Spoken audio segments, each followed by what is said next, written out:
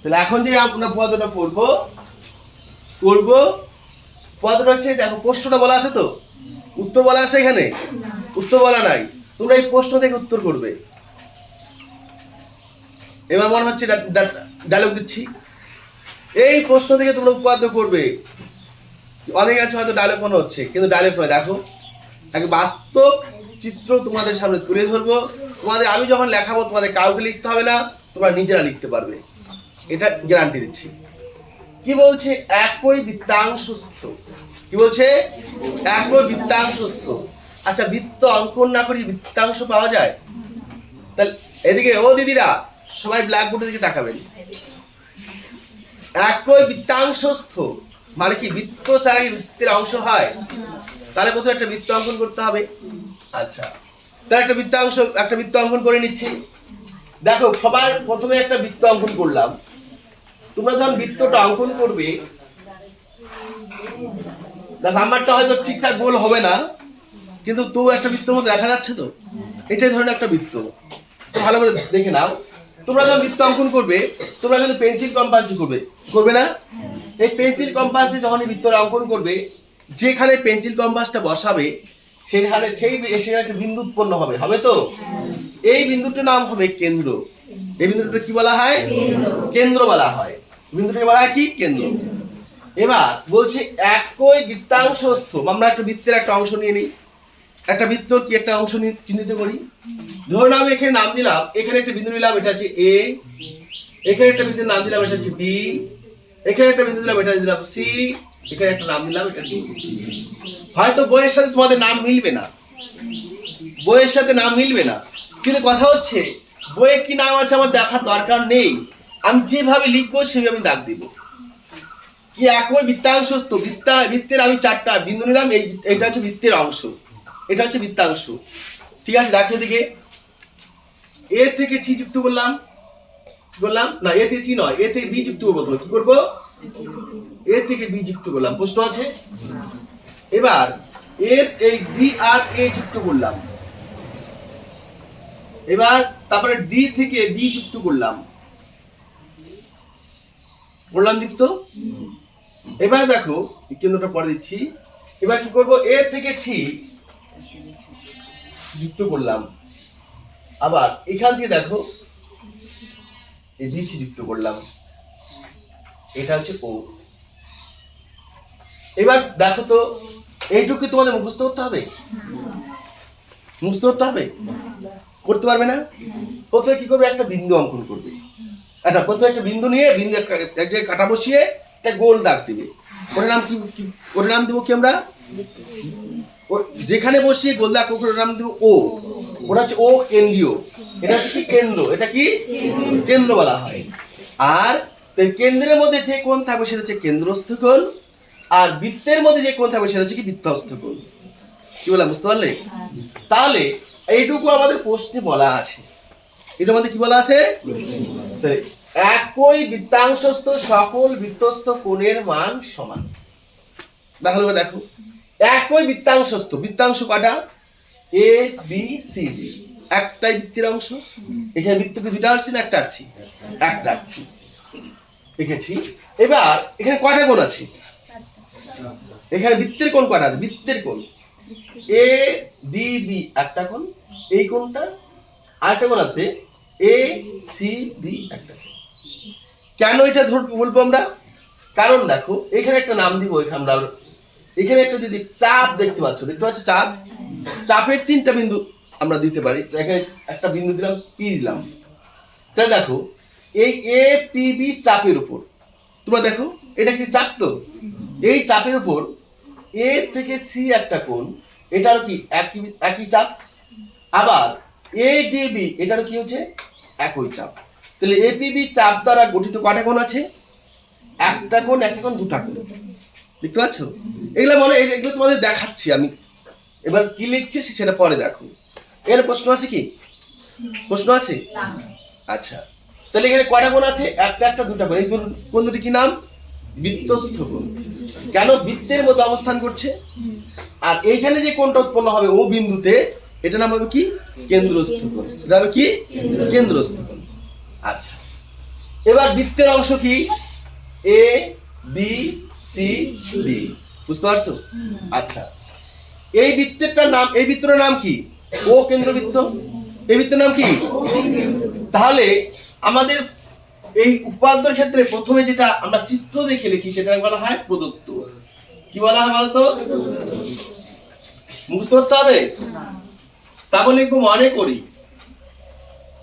সবাই একটু সাড়া দেবে। মনে করি লিখতে পারো কিংবা ধরি লিখতে পারো। মনে করি, মনে করা যাক, ধরি, ধরা যাক। এর প্রশ্ন আছে? বৃত্তের নাম কি? ও কেন্দ্রবৃত্ত। তাই আমরা লিখব ও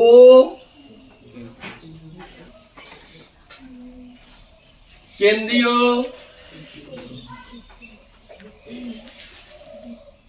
ও কেন্দ্র কি এর তো বৃত্ত না? তাই লিখলাম বৃত্তের। বৃত্তের ও কেন্দ্র বৃত্তের। দেখো তো কি কোণ দেওয়া আছে? এ ডি বি, দেখতে পাচ্ছ?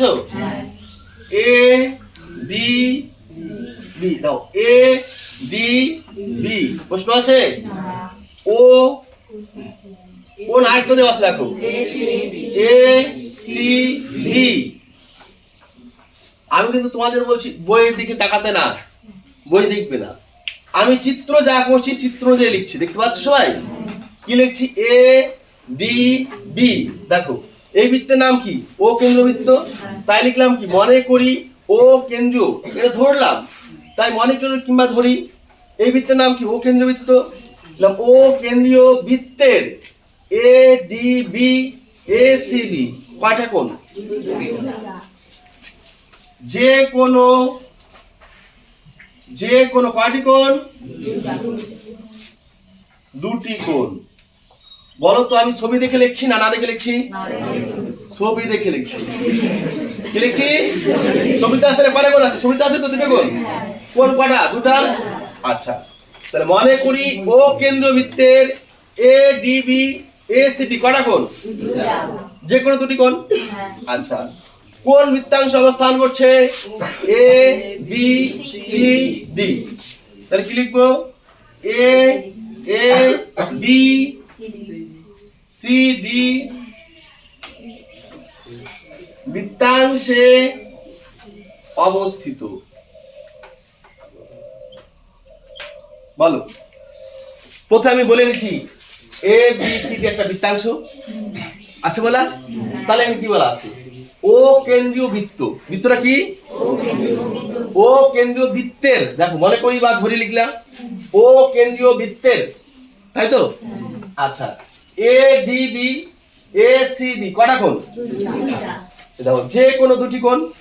কোথায় অবস্থান করছে? এ বি সি ডি, এটা বৃত্তের অংশ। তাই বৃত্তাংশে অবস্থিত। বলো কে বুঝতে পারো নাই? কে বুঝতে পারো নাই?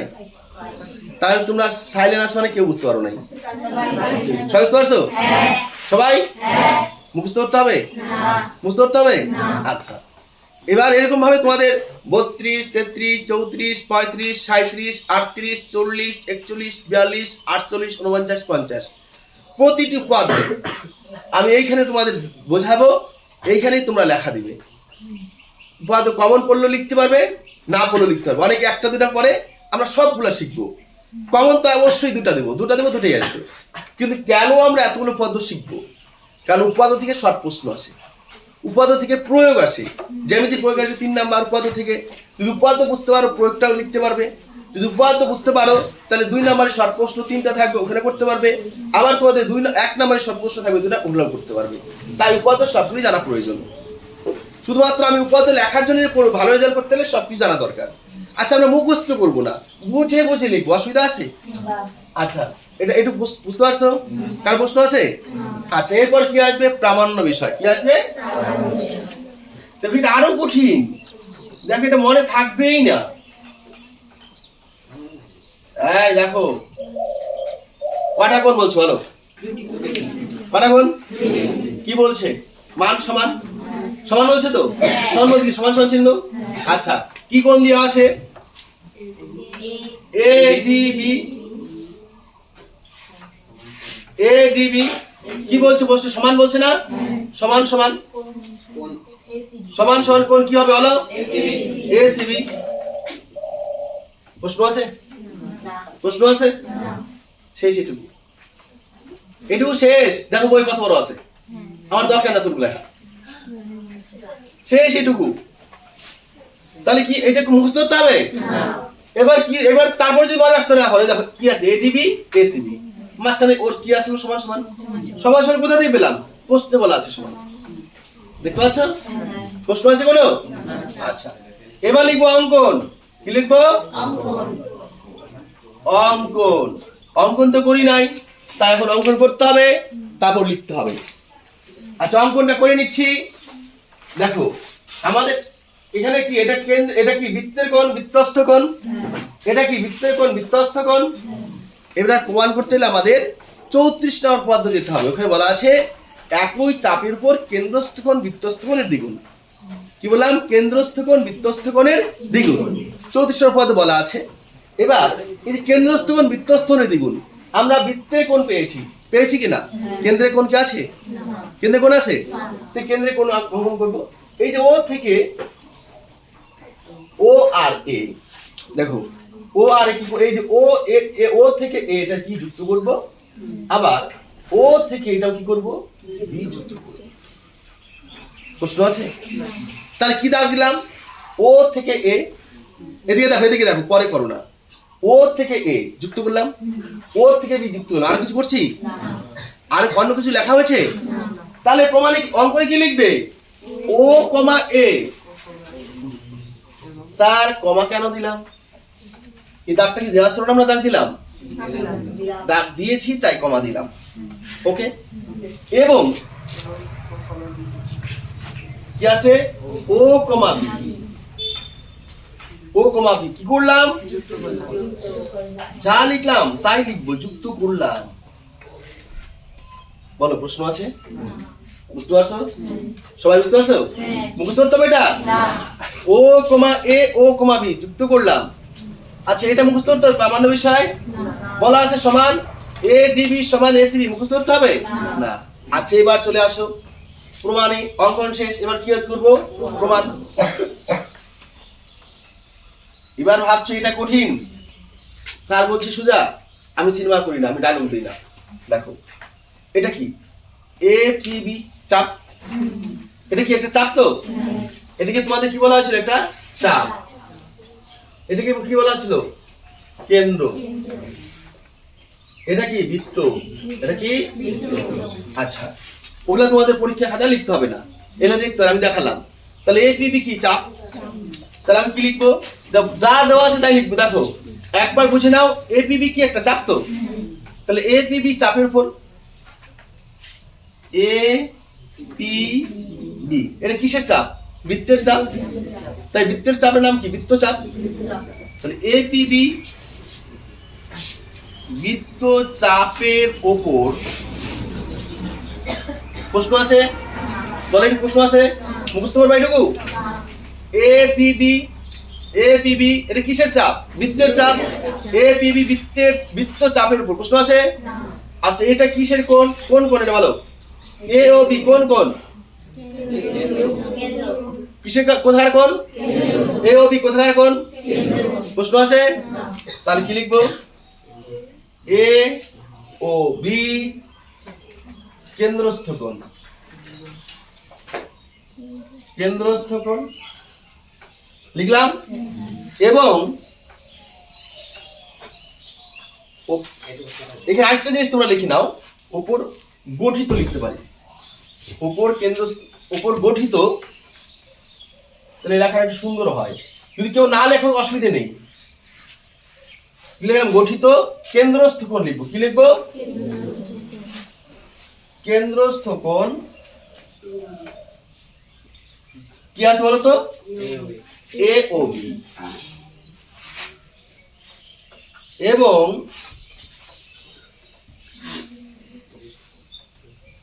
বৃত্তস্থ কোণ কি দেওয়া আছে? বৃত্তস্থ কোণ A D B, A D B ও কোণ আরেকটা কি দেওয়া আছে? A C B. এবার একটু ভালো করে বুঝে নাও, একই চাপের উপর অবস্থান করছে তো, এ পি বি। আচ্ছা ও থেকে এই দেখো তো কোথায় যুক্ত হচ্ছে, এ বিন্দুতে, ও থেকে কোথায় যুক্ত হচ্ছে, বি বিন্দুতে। তাহলে এ বি বি চাপের উপর কি কোণ, এ ও বি কেন্দ্রস্থ কোণ। আবার দেখো যদি এ ডি বি ধরি, এটাও দেখো এ পি বি চাপের উপর, এই চাপটার মধ্যেই তো আছে। তাহলে এ ডি বি একটা কোণ, এ সি বি। প্রশ্ন আছে?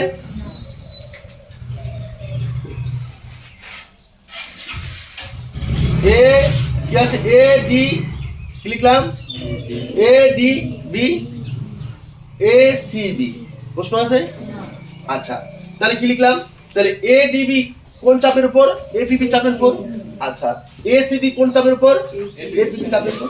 আলাদা কিছু লিখছি? তাহলে তোমরা লেখার সময় কি লিখবে, এ পি বি চাপ দ্বারা কি করা হয়েছে, গঠন করা হয়েছে, গঠিত এই ও কেন্দ্রস্থ কোণ এ ও বি এবং বৃত্তস্থ কোণ কি দেওয়া আছে, এ ডি বি। দুটা কোণ তাহলে ও এ সি বি। প্রশ্ন আছে? আচ্ছা একটু আগে তোমাদের বলা হলো 34 নম্বরে বলা আছে কেন্দ্রস্থ কোণ বৃত্তস্থ কোণের দ্বিগুণ। আচ্ছা এবার কি লিখবো আমরা, সুতরাং এখানে কেউ হচ্ছে লেখা না, এখানে প্রশ্ন আছে কারো, সব বুঝতে পারছো তো?